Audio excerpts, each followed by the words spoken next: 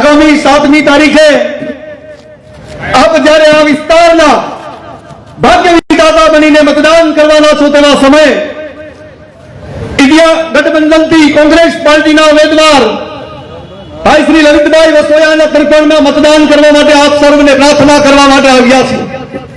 તેવા સમયે મંચ પર વિરાજમાન તમામ કોંગ્રેસના પદાધિકારીઓ, જેતપુર શહેરના તમામ નગરજનો, યુવાન મિત્રો તેમજ નિડર, નિષ્પક્ષ અને પૂરા જેતપુર શહેરની વાતને ઘર ઘર સુધી પહોંચાડનાર પત્રકાર બંધુઓ,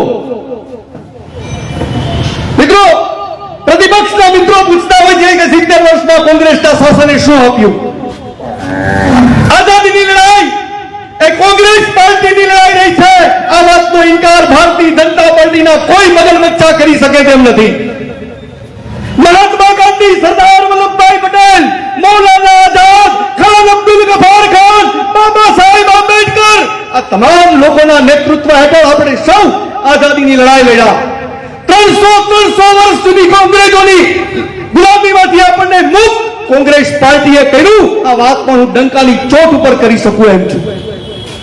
આઝાદી મળી, આ દેશની અંદર એક સોય નથી બની શકતી। અંગ્રેજોએ આ દેશને લૂંટી લીધો હતો। આવા સમયે કોંગ્રેસના નેતૃત્વમાં સરકાર બની, મોટા મોટા વીજળીના પોલો, મોટા મોટા બંધો, શિક્ષણની વ્યવસ્થા, ગ્રામ્ય સુધી પ્રાથમિક શિક્ષણ, આ તમામ વસ્તુ કોંગ્રેસની પાર્ટીની સરકારે આ દેશને આપ્યું। 70 વર્ષનું આ કોંગ્રેસનું યોગદાન ક્યારેય આ દેશને ખંડિત ન થવા દીધો।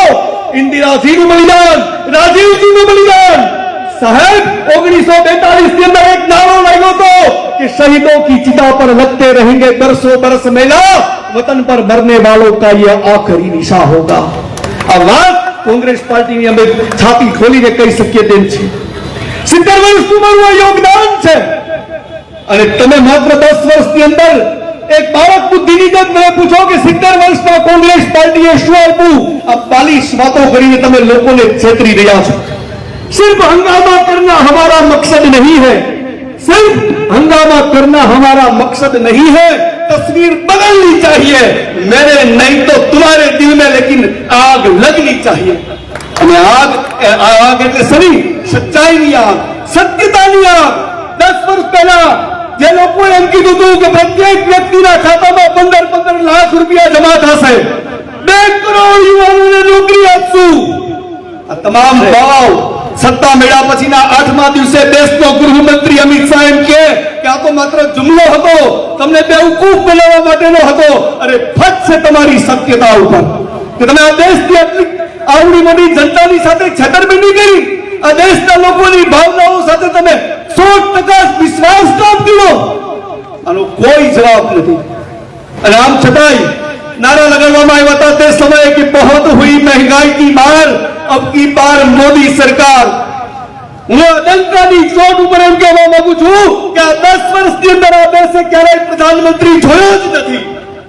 પ્રધાનમંત્રી જ નથી આ દેશની અંદર, કારણ કે આ તો ભાજપનો પ્રચાર મંત્રી છે।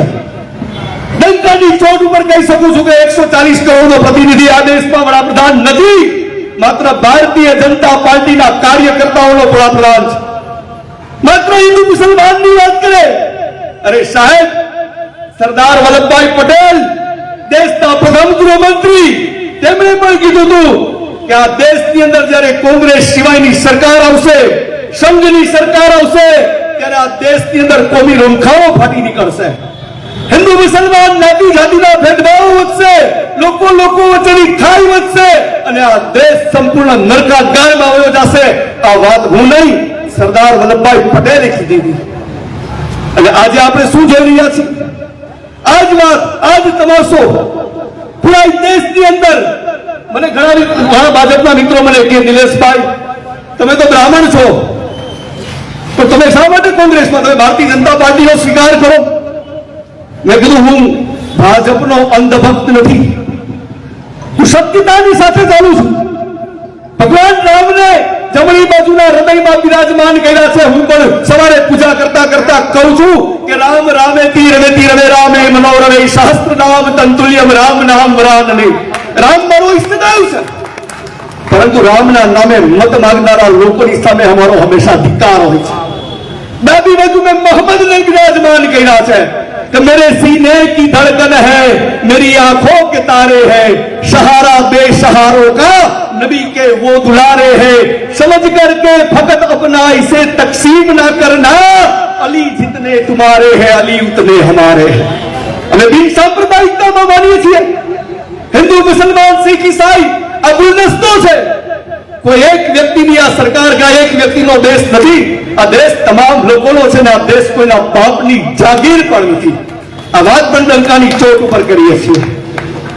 મિત્રો, વર્તમાન સમયની અંદર દેશની અંદર જે પરિસ્થિતિ પેદા થઈ છે કે એક બાજુ તાનાશાહ સરકાર, આજે કોંગ્રેસ પાર્ટીનું આ યુદ્ધ નથી, આ ચૂંટણી એ કોંગ્રેસ અને ભાજપની ચૂંટણી પણ નથી, આ ચૂંટણી નરેન્દ્ર મોદી એન્ડ કંપની અને એની સામે આખા દેશની 140 કરોડની જનતાની ચૂંટણી છે। કોંગ્રેસ પક્ષ તો માત્ર નિમિત્ત છે, આ સ્વતંત્રતાની બીજી લડાઈ આપણે લડીએ છીએ। કારણ કે આ શહેરના પણ દુર્ભાગ્ય કહેવાય કે પ્રતિપક્ષની વાત જાહેર સભાના માધ્યમથી લોકો આવી ન શકે, ડર બીકનું સામ્રાજ્ય કે ભાઈ આપણે જે સભામાં જશું તો જયેશભાઈ રાદડિયા આપણને જરા ઠપકો આપશે, ભાજપના પ્રતિનિધિ આપણને ઠપકો આપશે। વિચાર તો કરો તમે, તમામ સંસ્થાઓ ઉપર ભારતીય જનતા પાર્ટીના પગલ બચ્ચાઓનો કબજો, અને કેવો કબજો, ભયનો કબજો। મિત્રો, આજે દેશની જનતાની હાલત દયનીય બની છે, મોંઘવારીમાં આખો દેશ પીડાઈ રહ્યો છે, ભ્રષ્ટાચારને તો માજા મૂકી દીધી છે। મિત્રો, આપ સૌ સોશિયલ મીડિયાના માધ્યમથી જોતા હશો કેવડો મોટો ભ્રષ્ટાચાર। અરે સાહેબ, 20 વર્ષ પહેલા એક પિક્ચર આવ્યું હતું અલીબાબા 40 ચોર, આ પિક્ચર તો એકદમ ખોટું હતું। હું તો એમ કહું છું કે વર્તમાન સમયની અંદર એમ કહી શકાય કે મોદી બાબા 400 ચોર, આ 400 ચોરની ટોળીઓ છે, ચોર કંપની આ દેશને લૂંટી રહી છે। રાહુલ ગાંધી જ્યારે સંસદમાં ઉભા થતા હતા અને 70 વર્ષનો હિસાબ કરાવતા હતા ત્યારે એની બાજુના એક સાંસદે કીધું, રાહુલજી તમે આ ભારતીય જનતા પાર્ટીને બતાવો માં કે 70 વર્ષમાં કોંગ્રેસે શું કર્યું, કારણ કે તમે વધારાનું કઈ બતાવશો ને તો આ મોદી એન્ડ કંપની એને પણ વેચી મારશે। રેલવે વેચી નાખી, હવાઈ અડ્ડા વેચી નાખ્યા, વીમા કંપની વેચી નાખી, ખાનગીકરણ વ્યાપારીકરણના નામે આ દેશની જનતા ઉપર ફરી એક વખત કરોડરજ્જુ તોડી નાખી। મિત્રો, પ્રત્યક્ષ ને અપ્રત્યક્ષ રૂપે આ દેશના સંવિધાન ઉપર હુમલો થઈ રહ્યો છે। સંવિધાન ખતરામાં છે, લોકશાહી ખતરામાં છે। આવા સમયે દેશના તમામ લોકોએ જાગવું પડશે, તમામ લોકોએ એકજૂટ થવું પડશે। જો આપણે આમ કરવામાં ચૂકી જશું અને જો ફરી એક વખત ભારતીય જનતા પાર્ટીના બગલ બચ્ચાઓની સરકાર બની તો 100% દેશની અંદર લોકશાહી ખતમ થવા જઈ રહી છે। એક તાનાશાહ આખા દેશ ઉપર કબજો કરશે। કોઈ લોકો પોતાની વાત અધિકારી સમક્ષ રજૂ નહીં કરી શકે અને સંપૂર્ણ સત્તા પોલીસ તંત્રની પાસે આપી દેવામાં આવશે, ખોટા કેસોમાં ફસાવી દેવામાં આવશે, ઈડીસીડીની બીકો બતાવવામાં આવશે। મારો એક મિત્ર હતો ભારતીય જનતા પાર્ટીના રંગે રંગાયેલો, મેં કીધું કે તમારા સાહેબ શા માટે ખોટી ગુલગામો મારીને દેશને છેતરે છે, આ અધમપાત શા માટે કરે છે? એ ક્યું ખોટું બોલ્યા મેં કીધું તમે કીધું 15 લાખ રૂપિયા, તમે કીધું 2 કરોડ લોકોને નોકરી, આ બધી જ ખોટી વાત નથી। ત્યારે મને ભાજપના મિત્રએ બહુ સારો જવાબ આપ્યો કે દિલેશભાઈ, झूठ से क्या शर्माना, झूठ से क्या शर्माना, हम भाजपा वाले तो पहले से ही झूठे और नंगे हैं, हम भाजपा वाले तो पहले से ही झूठे और नंगे हैं। हम झूठ तो हमारी बुनियादी हकीकत है। जब हम 2 सीट जीतते थे ना तब भी देश में गुलबान लगाते थे कि हम जीतेंगे, भारत जीतेंगे, भारत जीतेंगे। अब भारतीय जनता पार्टी ना मित्रों मात्र खोटू बोले, हम हाउ टोटल खोटी बातों लोगों समक्ष रजू करे, लोगों ने छेतरी અને મત લઈ અને સરકાર બનાવે, આ નરી વાસ્તવિકતા આજે બાચા દેશની બની ગઈ છે। આજે 2 ચરણની ચૂંટણી પૂરી થવા જઈ રહી છે। અમેરિકાના અને જુદા જુદા વિદેશના માધ્યમના અખબારોએ એવું જાહેર કર્યું કે ઇન્ડિયા ગઠબંધન આગળ ચાલી રહ્યું છે, કારણ કે લોકો પ્રજા की रक्षा कर न सके वो सरकार निकम्मी है, जो सरकार निकम्मी है वो सरकार बदलनी है। आज देशना तमाम लोगोए चाहे हिंदू होय चाहे मुसलमान होय 18 વર્ષે એવું નક્કી કર્યું છે કે આવનારા દિવસોની અંદર આ સરકારને બદલવી છે અને એના ભાગરૂપે ગુજરાતની અંદર પણ ભારતીય રાષ્ટ્રીય કોંગ્રેસ અને ઇન્ડિયા ગઠબંધનની 12 થી 14 સીટો ખૂબ આગળ ચાલી રહી છે અને પરિણામે આખા દેશની અંદર જે ક્રાંતિ આવવાની છે એમાં આપ પોરબંદરની અંદર પણ સહભાગી બનો તેવી વિનંતી કરું છું. 9:45 નો સમય થવા જઈ છે. મારી વાતને વિરામ આપું છું. જય હિન્દ, જય ભારત.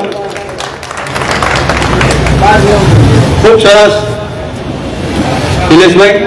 હું વિનંતી કરીશ આપણા ભૂતપૂર્વ પ્રમુખ શ્રી નગરપાલિકાના શ્રી પ્રમોદભાઈ તારાને કે તેઓ આ સભાને સંબોધિત કરે. શ્રી પ્રમોદભાઈ ત્રાડા.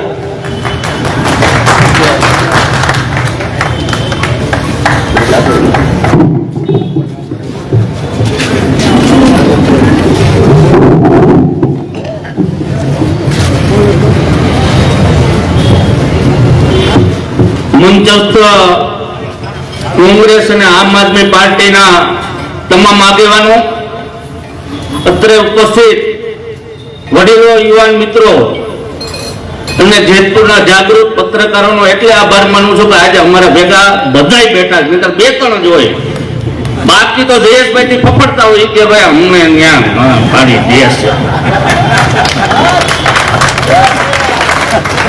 અમુક તો આમ કરીને બેઠા. મારું વક્તવ્ય ચાલુ કરું એ પહેલા તમને એક ફેકોનું ભાષણ સંભળાવું.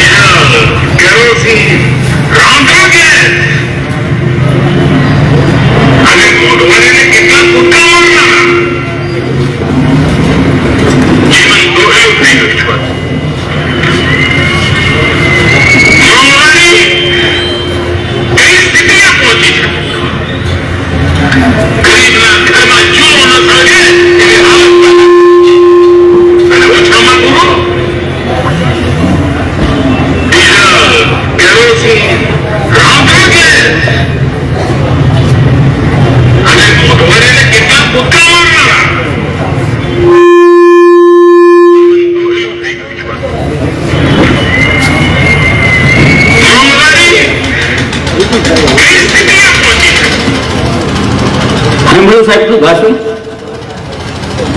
મોંઘવારી ક્યાં પહોંચી?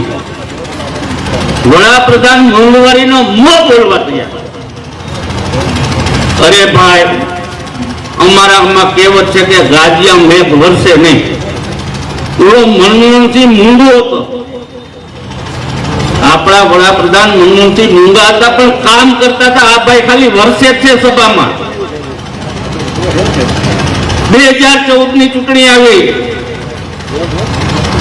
એટલે આપને જનતાને કીધું કોંગ્રેસે ખૂબ કાળું નાણું સ્વિસ બેંકમાં જમા કરેલ છે. ત્યાંથી હું કાયદા સુધારવા પડશે તો કાયદા સુધારીશ અને આ કાળું નાણું પાછું લઈ આવીશ અને જે ગુજરાતના ઓલા ભારતના તમામ ગરીબ માણસોના ખાતા ખોલાવી એમાં 15 લાખ રૂપિયા નાખી. આવ્યા કોઈના ખાતામાં 15 લાખ? આપણે મત દઈ દીધા. આપણને એમ જો 15 લાખ ખાતામાં આવી જાય તો આપણો બેડો પાર થઈ જાય. 2 કરોડ નોકરી આપીશ, રોજગારી ઊભી કરીશ. 2 કરોડ તો નહીં પણ 2 લાખ નોકરી પણ આપી શક્યા નથી. 2024 ની ચૂંટણી 2019 ની આવી કારણ કે કામ તો કર્યું નતું. પ્રજાને જવાબ શું આપવો એટલે આ લોકો એક તર્કટ ઉભું કર્યું. પુલવાની અંદર જ્યારે મિલિટરીની ગાડીઓ નીકળતી હોય ત્યારે એની આ પ્રાઇવેટ ગાડી એક પણ ત્યાંથી પસાર થઈ ન શકે, ચકડું ફરકી ન શકે એવો મિલિટરીનો બંદોબસ્ત હોય. પણ મત જોતા હતા. RDX ની ગાડી ત્યાં પહોંચી ગઈ અને જવાનો શહીદ થયા. અને આ શરમ વગરની ભારતીય જનતા પાર્ટી એ શહીદોના નામે મત લીધા. એને શરમ આવી જોઈએ. તે શહાદત ઓરનાર શહીદોના નામે ક્યારે મત ન ગાય. અરે તમે શું કરશો? ઇન્દિરા ગાંધીએ કોંગ્રેસની સરકારે પાકિસ્તાનના 2 ટુકડા કરી નાખ્યા. અને જ્યારે 71 માં ચૂંટણી આવી ત્યારે વડાપ્રધાન ઇન્દિરા ગાંધીએ એમ નહોતું કીધું કે મેં યુદ્ધ જીત્યું છે. જ્યારે એને પત્રકારોએ પૂછ્યું કે 71 ની લડાઈ આપણે જીતા, ત્યારે વડાપ્રધાને એવો જવાબ આપ્યો ઇન્દિરા ગાંધીએ કે મેં નહીં, મારા જવાનોએ આ દેશને આઝાદી આપી. પાકિસ્તાનના 2 ટુકડા જવાનોએ કર્યા. પણ આ શરમ વગરના ભારતીય જનતા પાર્ટીના શહીદોના નામે મત માંગે. તમે મરાવી નાખ્યા. આજ સુધી પકડાના નથી. એ આરડીએક્સ ક્યાંથી આવ્યું હતું એ વિચાર કરો. છતાંય આપણે મત આપી દઈશું. આપણે વિચારતા નથી. એનું ભાષણ સાંભળ્યું તમે કે મોંઘવારી ફાટી નીકળી. અત્યારે શું પરિસ્થિતિ છે એ તો વિચાર કરો. જ્યારે પેટ્રોલ 65 રૂપિયા હતું ત્યારે એનો દલાલ ઓલો કાળીયો પાવો એમ કેતો હતો મોદીને મત આપો 35 રૂપિયા પેટ્રોલ મળશે. આ આપ્યો શું પરિસ્થિતિ થઈ? 35 લીટર વૈધા. હવે એમ કે 400 કે પાર. જો તમે મત આ વખતે આપ્યો, મેં તો સવારે જ કીધું અહીંયા કાર્યાલયે કે જો આ વાતાવરણમાં અત્યારની પરિસ્થિતિમાં કોંગ્રેસ ભૂંડી રીતે હાલે તો રાજકારણ મૂકીને ઘર પકડી લઉં. અને આ પ્રજાને આ જ જરૂર છે, તમારે સમજી લેવાનું. એટલે મોંઘવારી પસંદ છે. એટલે આ પરિસ્થિતિની અંદર ભારતીય જનતા પાર્ટીના ભાષણો સાંભળવાને બદલે વાસ્તવિક સ્થિતિ તમે જુઓ. હજી એમ કે મોંઘવારી ઘટાડો. હવે આટલી તો વધારે ઘટાડો છો કેથી? ચૂંટણી આવે એટલે ગેસમાં 100-150 રૂપિયા ઓછા કરી નાખે, ચૂંટણી પતી જાય એટલે ડબલ પાછા થઈ જાય. આ પરિસ્થિતિ દેશની છે. આમાંથી નીકળવું હોય, આ દેશને ગુલામી પેલા અંગ્રેજોની હતી અને હવે આ આપણને ગુલામ બનાવીને બેઠા છે. પેલા અંગ્રેજો સામે લડતા, હવે આ ચોરો સામે લડવાનું. ભ્રષ્ટાચારની વાત કરે, ભ્રષ્ટાચાર મિટાવીને જંપીશ, ભ્રષ્ટાચાર એને છોડીશ નહીં. એલા ભાઈ, કરોડો રૂપિયાના ભ્રષ્ટાચાર કર્યા એને તો મુખ્યમંત્રી બનાવી દીધું. મહારાષ્ટ્રમાં અજીત પવારને આગલે દિવસે તો ભાઈ મહારાષ્ટ્રમાં સભા કરે તે અજીત પવારે કરોડો રૂપિયાનો ભ્રષ્ટાચાર કર્યો છે. જેલમાં ચક્કી પીસી જેલમાં ચક્કી પીસવાને બદલે મહારાષ્ટ્રનો મુખ્યમંત્રી બનાવી દીધો અને હવે બાજુમાં બેહાડે. આવી આ બેકારી વાતો ભ્રષ્ટાચાર નાબૂદ કરવાની. આને તો કોઈને છોડ્યા નથી. ખેડૂતથી માંડીને વેપારી, નાનો સામાન્ય મજદૂર, કર્મચારી તમામ મોંઘવારીની મારથી પીસાય છે. એના કરતા સૌથી જો આને એલર્જી હોય તો ખેડૂતોની. પણ અમારા ગોધરિયા સમજતા નથી. હમણાં અમારા એક નેતાએ કીધું હતું કે લેવા પટેલી તો ગોધરિયા, પણ અમારા ગોધરિયામાં હિંમત કોઈ નહીં, બોલ્યું નહીં, સાંભળી લીધું, ભલે કીધા ને ગોધરિયા. પણ હવે એનાથી ભૂલ થઈ ગઈ, દરબારોને હળી કરી નાખી, એ ફસાઈ ગઈ. આજે આખો ક્ષત્રિય સમાજ એના વિરોધમાં નીકળી પડ્યો. આને બેન બેટીની ઇજ્જતની કોઈ પરવા નથી. આજે એમ કે બેટી બચાવો, બેટી પઢાવો. આપણા એથ્લેટિક બહેનો જે વિશ્વની અંદર પોતાની તાકાત પુરવાર કરી અને ગોલ્ડ મેડલ લઈ આવેલ બ્રિજભૂષણ શર્મા એ મહાસંઘનો પ્રમુખ, એની સામે આ બહેનોએ કીધું કે આ અમારી શારીરિક છેડતીઓ કરે છે. બહેનો ઉપવાસ ઉપર બેઠી,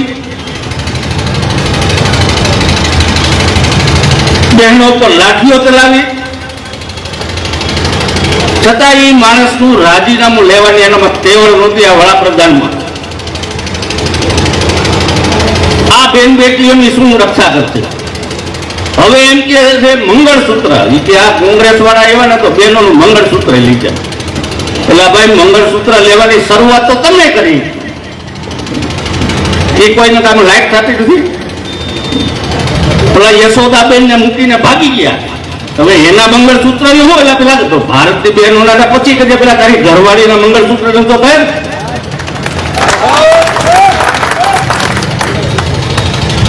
અને કોરોનાની અંદર જે રસી આપણે લીધી, હવે 14 વર્ષના છોકરાથી માંડીને 50-60 વર્ષના બધાને એટેક આવવાનું. હવે આમાં કેના મંગળસૂત્ર સલામત રહે? આ દેશની આ પરિસ્થિતિ છે.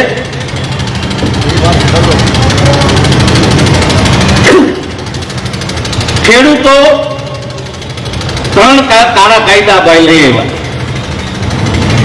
સાંભળજો, કાયદા પસાર થાય એ પેલા તો અદાણી ને અંબાણીએ ગોડાઉન એના ભરવાના બનાવી લીધા. આ તો ગુજરાતના ખેડૂત નસીબદાર છે કે પંજાબ, હરિયાણા અને યુપીના ખેડૂતોએ આંદોલન કર્યું. 1 વર્ષ સુધી સરહદ ઉપર પડ્યા રહ્યા. ટાટ, તડકો, ચોમાસું બધું સહન કરી અને આ ખેડૂતો પડ્યા રહ્યા સરહદ ઉપર. 700 ખેડૂતોનું બલિદાન દેવાનું, છતાંય આ વડાપ્રધાનના પેટનું પાણી નહોતું હતું. પણ આખરે જયારે યુપીની ચૂંટણી આવી એટલે ભાઈ સમજી ગયા કે જો આ ખેડૂતોનું આંદોલન ચાલુ રહે તો આ ચૂંટણી હારી જાવ. એટલે ખેડૂતો સાથે સમાધાન કર્યું, એપીએમસી એક્ટ લાગુ કરશું, આ બધા વચનો આપીને આંદોલન પૂરું કરાયું. હજી જે વચનો આપ્યા હતા એમાંથી એક પણ પૂરું કરવામાં નથી આવ્યું. આજ ખેડૂતો પાછા સરહદ ઉપર પીડા છે. આ માણસને સત્તાનો નશો અને અહંકાર સિવાય કાંઈ દેખાતું નથી. જ્યારે ક્ષત્રિયો કહેતા હતા કે ભાઈ રૂપાલાને તમે હટાવી દો, બાકી અમારે કઈ જોતું નથી, અમને કઈ ભાજપ પર વાંધો નથી. મને ખબર જ હતી કે આ એને હટાવશે નહીં, કારણ કે અહંકારી માણસ છે. જે ખેડૂતો સરહદ ઉપર વર્ષથી પીડા રહીએ અને આ જો એની સામું ન જોયો તો એક રૂપાલા હાટું આ બાંધછોડ કરે, એ શક્ય જ નથી. અને રાજકોટ અને પોરબંદર 2 જગ્યાએ એવા ઉમેદવાર મૂક્યા. રૂપાલાને ખબર છે કે અમરેલીમાં જીતે એમ નથી, કારણ કે અમરેલીની પ્રજા એની બધી કઠણાઈ જાણે છે, એની આખી કહાની. માંડવીયા સાહેબને ભાવનગરમાં હું જાણે છે, ન્યાય તો હારી જાય. એટલે એકને મૂક્યા રાજકોટ ને એકને મૂક્યા આપણે નહીં.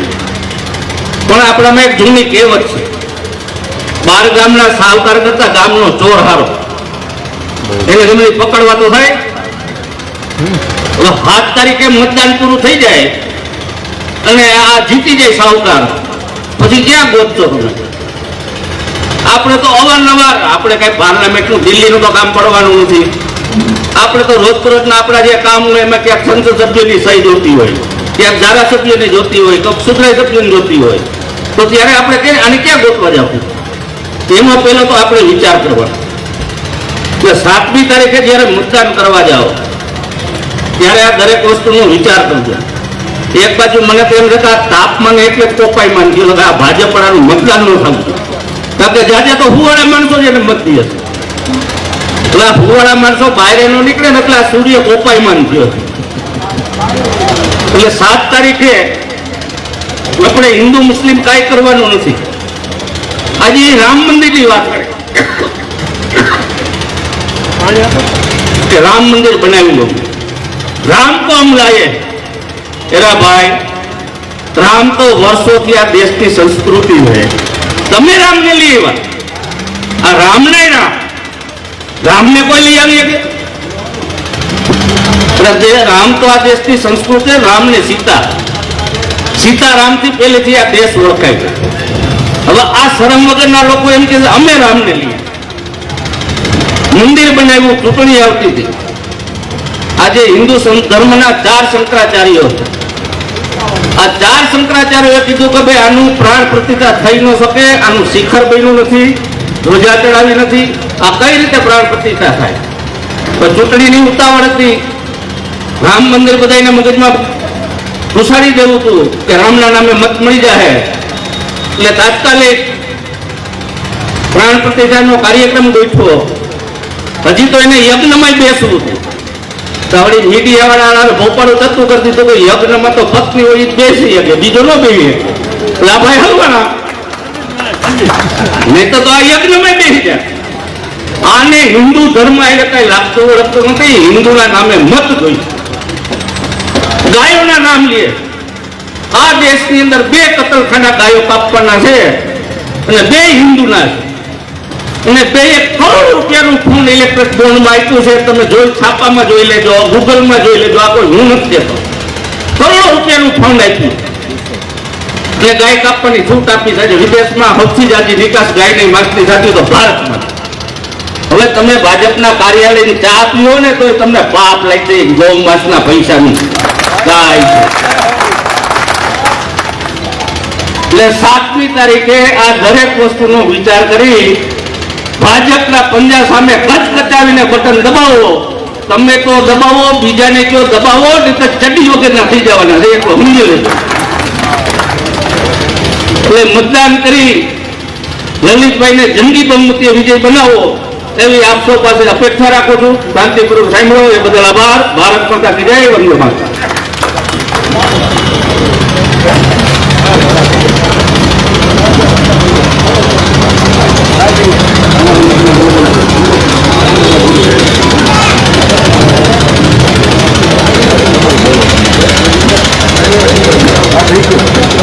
આપ સર્વે અહીં બધાના અને અમને સાહેબ આપ સર્વેનો આભાર.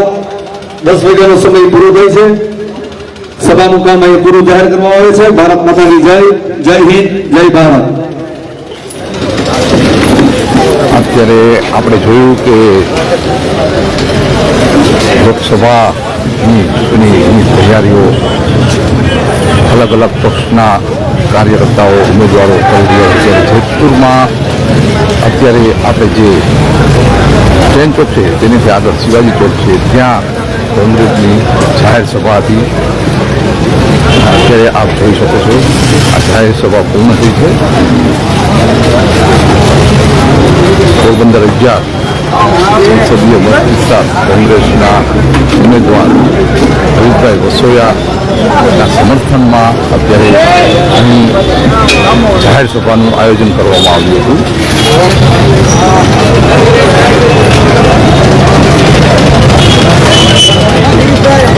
આવનારા સમયોમાં જ આપણે જોવાનું રહેશે આ જે ચૂંટણીનું જે પરિણામ છે કોના તરફી જવાનું છે તે આવનારા સમયોમાં જ આપણે જોવાનું રહેશે. અત્યારે મતદારોને રીઝવવા માટે અલગ અલગ પક્ષો મહેનત કરી રહ્યા છે, ત્યારે આવનારા સમયોમાં જ આપણે જોવાનું રહેશે કે કોણ બાજી મારશે. હું ગિરીશ હાજરા, જેતપુર લાઈવ ન્યૂઝ. જય ભારત.